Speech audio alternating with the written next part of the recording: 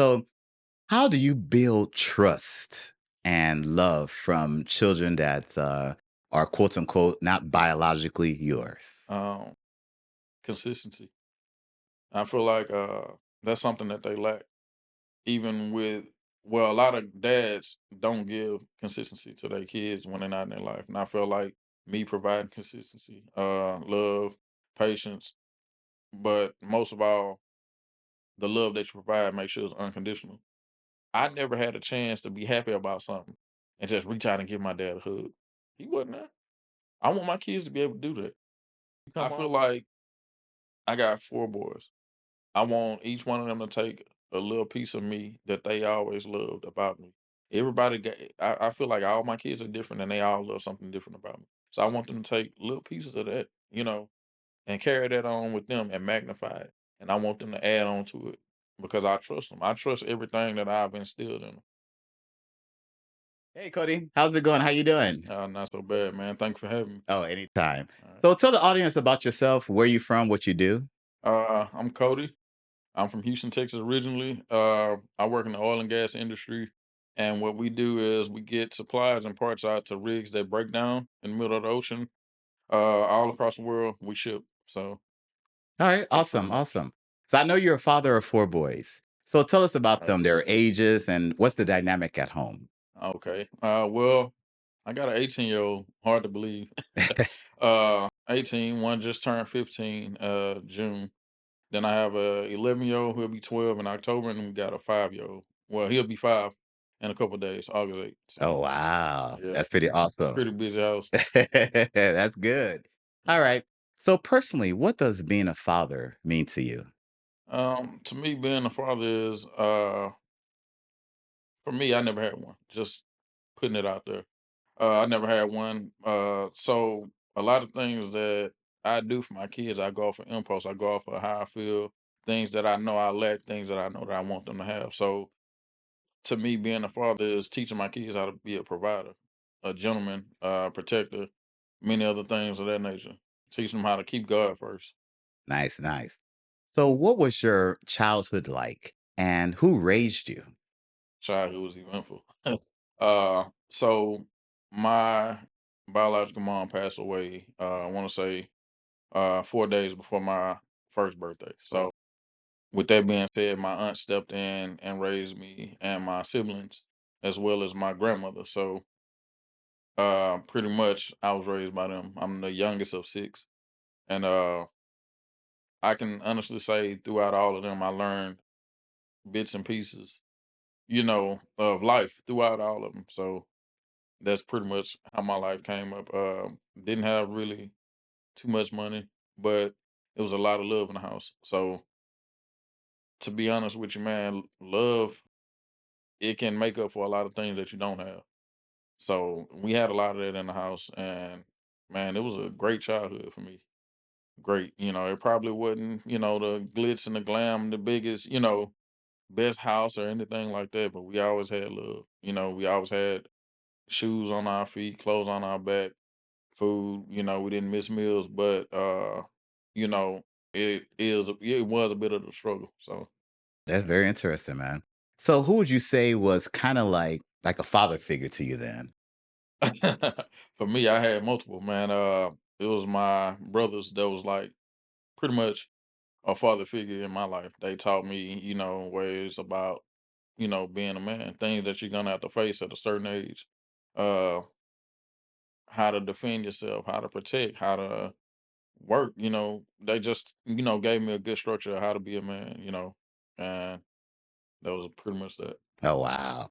So, the people who were instrumental in raising you, Mhm. what would you say that they did right? And what would you say that, based on what they did right, that you implementing right now with your kids? For me, I can say teaching your kids how to be vulnerable.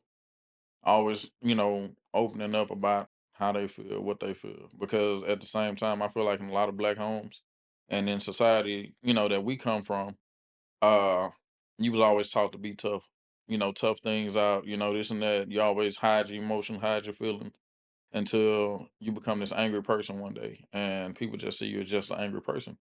they never know what it come from, where, everything is derived from, but it comes from somewhere. So with me knowing what I know from what I was taught in my home, I like to pass it on to my kids. Wonderful, So I wonderful, keep in, the good and the bad, I try to weed it out, and make sure they get what they need. wonderful. So, can you tell us something that you learned from your childhood that you intentionally are not doing now with your kids? Oh man, there's so many. Me, I would like to say my anger. Like I came up pretty much feeling like, I was given the short end of the stick. Uh my other siblings was able to be in our mom's life, and I felt like I came on the back end and I didn't really get that. So throughout school I came up a little angry. Sometimes I fought a little, things like that. So it's like that's why I say I teach them how to be vulnerable, teach them how to express what they feeling and stuff like that, and teach them that anger is not the way. You know what I mean? So I try to Wonderful. make sure I keep them expressive and not being angry all the time. So I try to make sure they don't see that side. Awesome, awesome. Okay. So how many siblings do you have? I got 2 sisters and 3 brothers, so that Oh, makes 6 of us. wow. And what do you And fall then, in that? the baby, the Oh, last one, yeah. wow. And then, Wow. my aunt who raised us, had 1 child, which is like our oldest brother. So, no matter how it's said and put, that's my brother. That's my brother. So, it's 7 of us now. Oh, And so wonderful, man. and she took us in, and showed us, plenty of love and things like that. And I look at it in the sense of she didn't have to do that, but she did. So I always consider me and my siblings to be blessed to be able to say, hey, we wasn't given to foster care, things like that. We was actually pulled in. And that's why I say everything all kind of trickle back down to love. You gotta have a love for what you're doing and the people that you're around to be able to say that I'm gonna be able to pull y'all in like this Oh, wonderful, and we not in the wonderful. best of situations. So yeah. That's well said, man. So, Cody, tell us, what does it feel like being a stepfather? And is it something that you were prepared for? I always have been prepared for it, man. Just like I say, coming back from people taking me in, loving me when I didn't even know I needed, but there was something that I needed, and I grew up to figure that out. So I always knew at some point that yeah, people have other children and stuff like that. So at some point I am going to be a stepfather, which yeah, that did happen. And when you find the right person, you pretty much going to be willing to accept the whole package, and that's what I was willing to do. uh so she gave me 2 extra great bonus kids, so that's how we rolling. Oh, that's awesome, man. That's awesome. So, how do you build trust and love from children that are quote unquote not biologically yours? um Consistency. I feel like that's something that they lack. Even with, well, a lot of dads don't give consistency to their kids when they're not in their life. And I feel like me providing consistency, love, patience, but most of all, the love that you provide, make sure it's unconditional. It's not gonna always be a smooth ride. It's not gonna always be easy. My kids know that. I know that. So with that being said, man, I was always dad to them, no matter how mad they got at me. Still dad. Yeah, that's And they my awesome. sons. They my boys. That's to me, family over everything. That's my crew. That's awesome. Awesome. So, were there early challenges in the beginning? And or were there moments where you felt like, you know what? Yeah, I'm their dad. Yeah, very much so. I can say that it was a lot of challenges, man. The ups and downs. I don't want to get too personal about it, but uh, sometimes it may, sometimes you can go through things that can make you question, am I doing a good job? You know what I mean? Uh, is it worth holding on to? Just being real, everybody, because the f- the fake part of life ain't gonna get you nowhere. I just got to get it real. It's not gonna always be easy.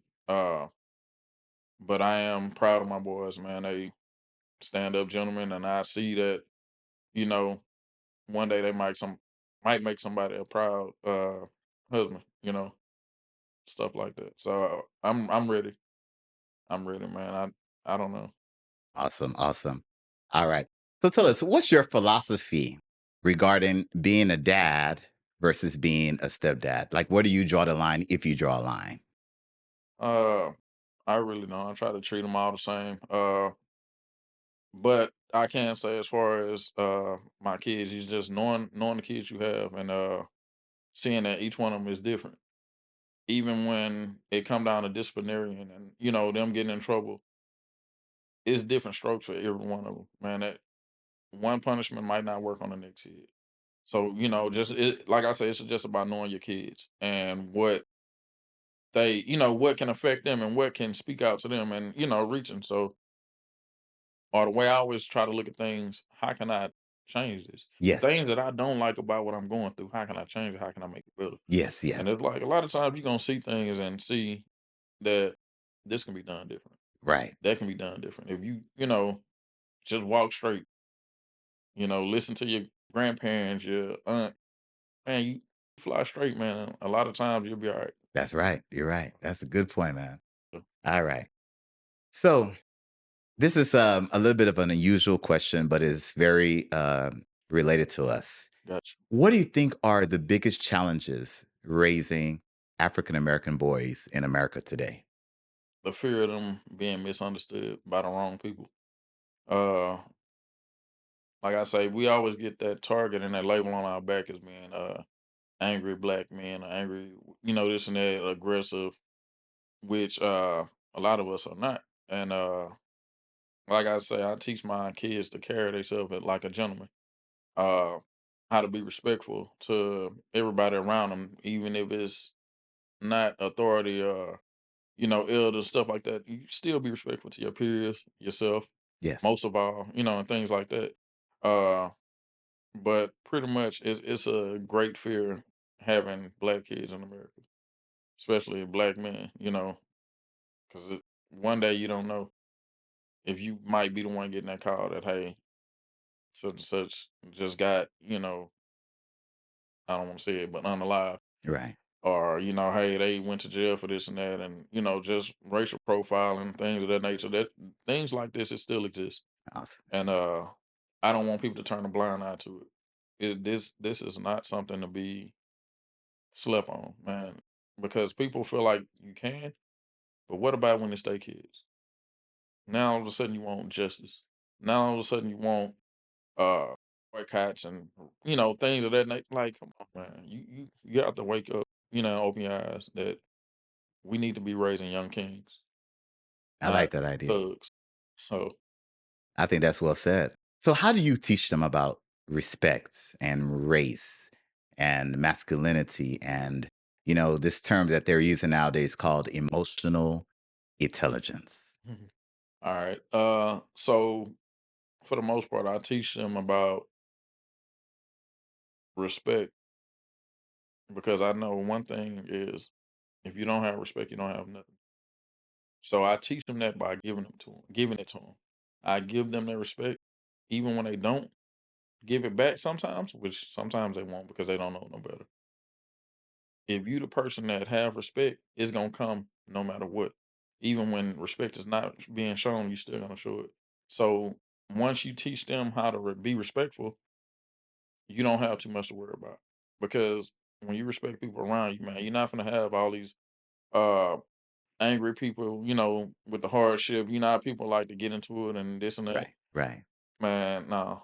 If you respect your friends and the people around you, man, you won't have those problems. And I think that's where a lot of the black violence come from, the black on black violence as far as gun violence, stuff like that. Man, these kids nowadays are rowdy. They like to talk disrespectful and, say the most degrading things to each other and then all of a sudden they want to fight, they want to shoot, they want to this and that. And I teach my kids how to stay out of all that. Be respectful. Awesome. Show Awesome. love to, your people. That's what you're supposed to do. Awesome. Based on what you said, I think you're the type of father that absolutely will position your kids in the right path or on the right path. But do you ever feel still a little bit worried about them? Most definitely. Yeah, Okay. I Okay. do. Because I feel like even you can teach them so much in the house, right? And then like now, my 18-year-old, he's going off to college. I We did all that we could do. But like I say, when you get around your peers, it's a different story. So the things that I taught you, hopefully they will stick. Hopefully you're not easily influenced. Hopefully you're not going down the wrong track, you know. So I feel like yeah, it's still a fear.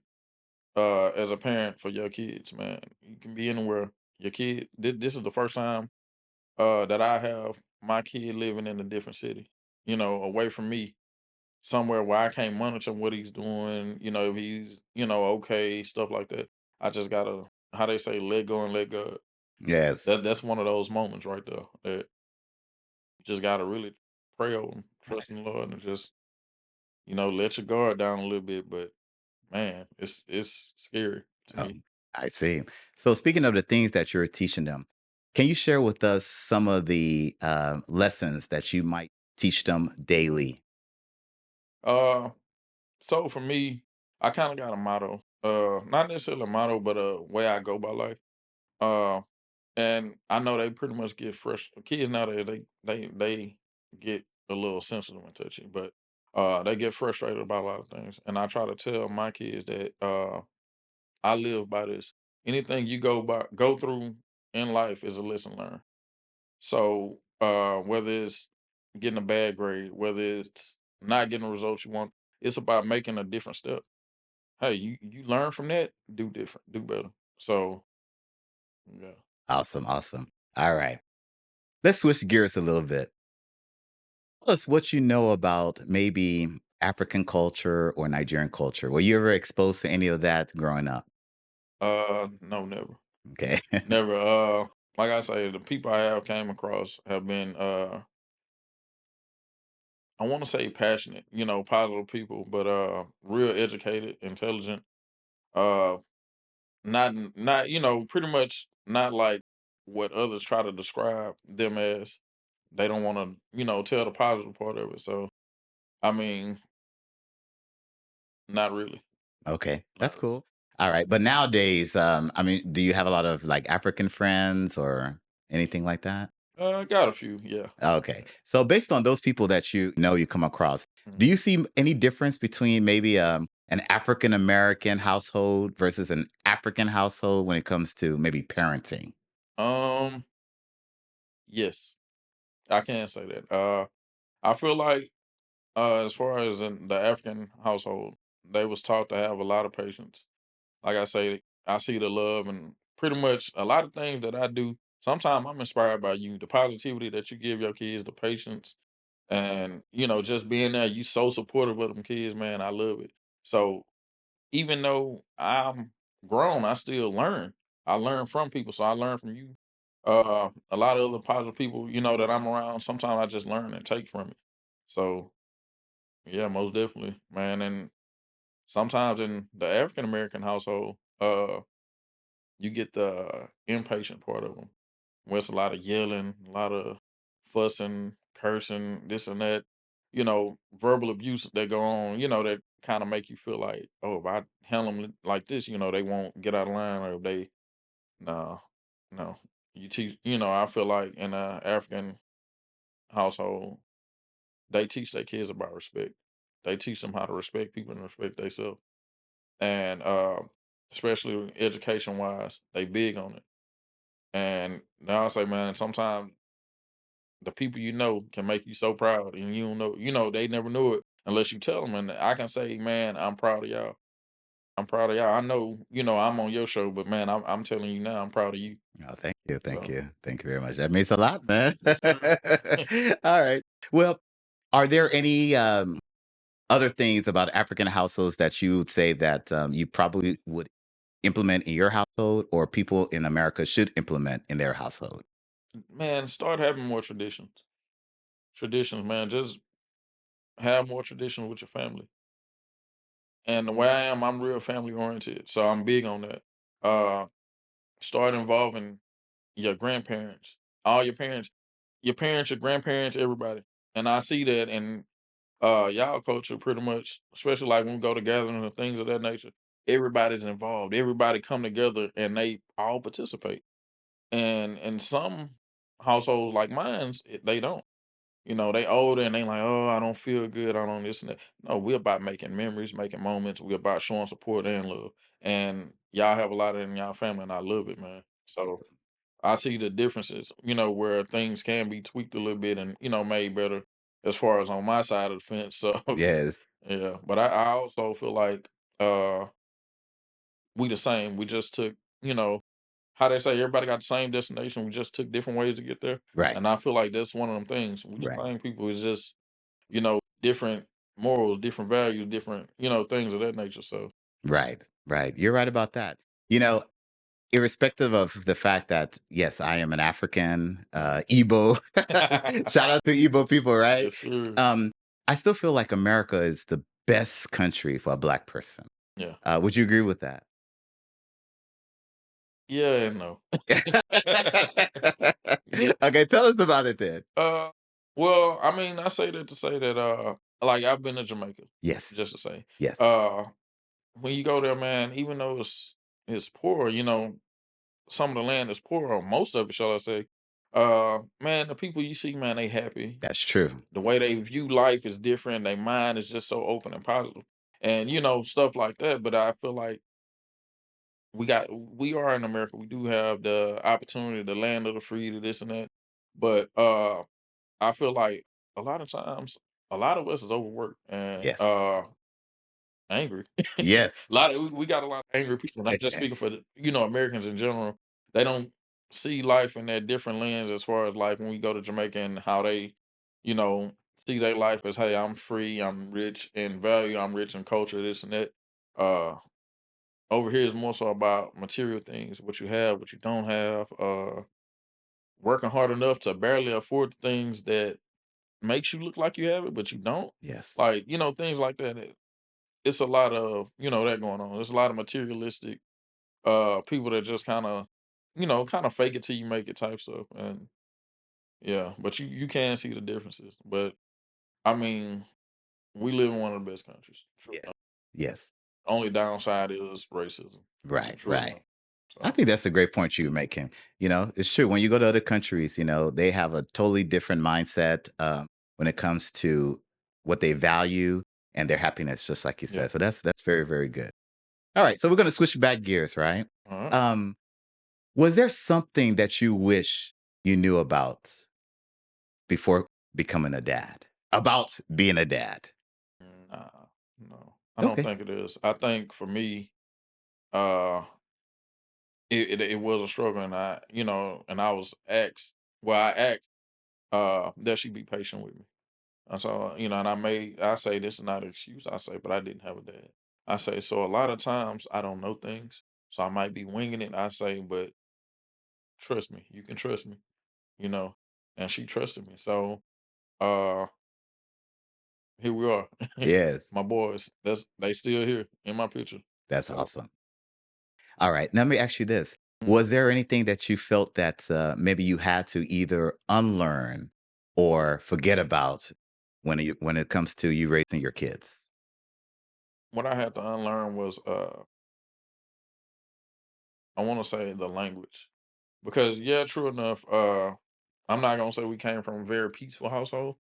It was a lot of love, but at the same time, it was also a lot of verbal verbal abuse, physical abuse, stuff like that. I'm not gonna say I was abused. I was disciplined, true enough. But pretty much people was taught if you talk to them a certain way, uh, that they will respond, the way you want them to, or if you go crazy on them, if they, Right. the little things they like to say, pretty much for whooping.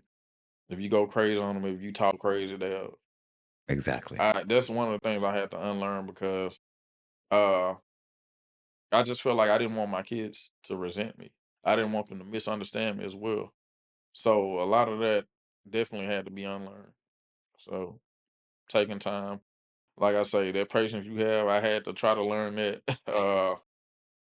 And just make sure I handle them with care, and they know that they cared about. So that way, they more receptive to me, and it's not a lot of pushback. They understand that, hey, he's coming. Sometimes he might be rough around the edge, but he's coming from a place of love. That's what I always want my kids to understand.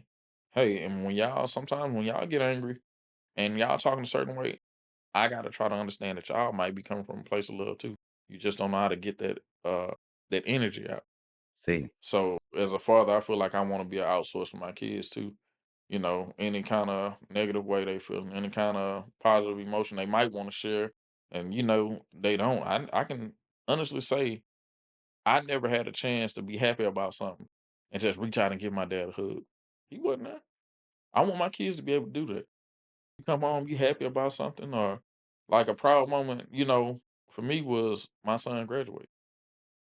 It was a battle for him, but he made sure he toughed it out and got out of there. And he's on his way to college now, moving to a dorm in like 2 or 3 weeks. So I'm having a couple of proud dad moments, yes, so yeah, that's where I'm at. It's a busy life, but man, hey, I like it. that's awesome. I'd rather that than be alone. That's totally awesome, man. Yeah. All right, very well said. All right, so what legacy do you want your kids to take forward regarding life, love, family, even manhood? Uh for me, I just feel like, man, I try to lead by example. So I feel like I got 4 boys. I want each one of them to take a little piece of me that they always loved about me. Everybody got I feel like all my kids are different and they all love something different about me. So I want them to take little pieces of that, and carry that on with them and magnify it. And I want them to add on to it because I trust them. I trust everything that I've instilled in them. And, hopefully, no one out there do nothing to hurt my babies because I'm crazy. I'm gonna just say that. But they got and I'm saying that to say that they got a journey that they gotta move forward with. They got a mission that they own. And I need them to go on that mission. So we don't need to cut short for any reasons. So that's why I say I try to teach my kids how to walk with respect, but walk with their head held up high, chest out, That's but awesome. never be too cocky. So I just want confidence, no cockiness. Awesome. And that's it. All right. Cody, 10 years from now, if your kids watch this episode, what's the most important message that you want them to take from it or about you? The most important message I want them to take is that I love them. I always love them. I hadn't always been perfect, and I can honestly open my mouth and say that. But I do want them to know that this came from a place of love, and they was the greatest moments of my life. So that's what I want them to take from it. That's awesome. Very, very well said. All right. Let me ask you this question too. Of course, people watch this show and shows like this throughout the world. Yeah. And there are a lot of great fathers like you out there. And if they're struggling raising their kids Mhm. or as a stepfather, their stepkids, Mm. what advice do you give them? The advice I would give them is find out what the problem is first. Even if it take for them to be at work one day, and they just brainstorm, they think about it, write it down, jot it down, figure out a solution. I always go to their mom, their spouse, somebody, and talk to them. Hey, look, I'm having a struggle. I'm trying to bond with, little Timmy. I'm trying to whatever. But it's something not working. Sometimes people can see things better on the outside looking in than you can when you're in. It's like driving a car and you never know it's dirty because you can't see on the outside. I see. But somebody can see you pass them by and they can see, oh, you got a nail in your tire, or the door's dirty, or this and that. Sometimes people can see things better than you can because they looking at it from a different lens. So that's one thing I say, man, just always try to find a solution. Uh Develop an unconditional love for them. And when you do, man, a lot of times things might be rough, but if it's unconditional love, they're gonna feel it at some point or another. But when you give them love that come with conditions, yeah, sometimes they might feel the love, sometimes they might not. When you angry at them, they gonna feel like, oh, he don't love me, and then they'll pull back. So a lot of times, that do cause a rift in between the relationship and the bond that most stepfathers do try to develop with their kids. make sure that that love that you provide them is unconditional Well and said. that you have the patience for it. Very good. All right. So, just a few more lighthearted questions. Got What is your go-to meal as a dad? uh, we eat a lot of seafood in our house, man. I don't know. I don't know. I cook so many different meals. It's crazy because I do majority of the cooking. So I don't know. It's hard for me to say. Okay. I'm probably I don't have a go to, but more so when it's close to time for me to get off of work, they usually be done came up with a request or a menu for me. I see. And I'm like, all right, well, that's what y'all want. It's like good. Make sure y'all, take it out the refrigerator or hey, mom, make sure you go get it from the store and have it by the time I get there. I get on it. So I don't really have a go to meal. We do like a lot of seafood though. Everybody love my gumbo. So yeah. Wow. Guys, you see that? It's a gentleman that can not only be a great father, but he can cook. Yes, sir. That's Like, awesome. All right. So, when it comes to discipline, who is more of a disciplinarian, you or your wife? I wanna say me, Okay. but I don't know. It just depends though. It just depends. Because I think it have to be the severity of the situation. Because sometimes I feel like if it's something I'm gonna overreact too bad, I just kind of step back and I'm like, you know what, you take care of it. But for the most part, me, Yes. I'm the go-to when the kids act up and they Oh, like, hey, I'm gonna wow. tell dad. It's like, all right. They sit down, they just like, all right. But mom is like, yeah, they have fun with her. With me, they kind of, yeah, you telling dad? Okay. So yeah, I see. Well said. When's the last time your children made you either cry or laugh? they always make me laugh. Especially my baby boy.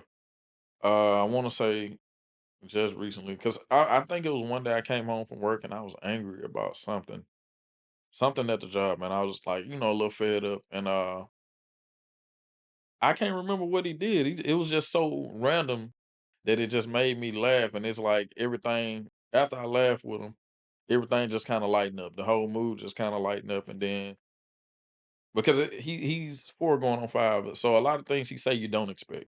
So it was just whatever he had said that day, it caught me off guard. Uh, a moment for me that I cried or, eyes got a little watery, as we say when we men and don't want to tell we cried.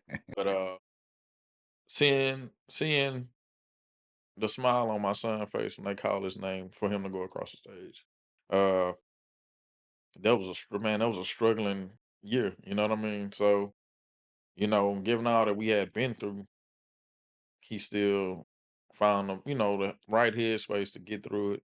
And yeah, it made me get a little misty eyed, man. I was like, man, he did it.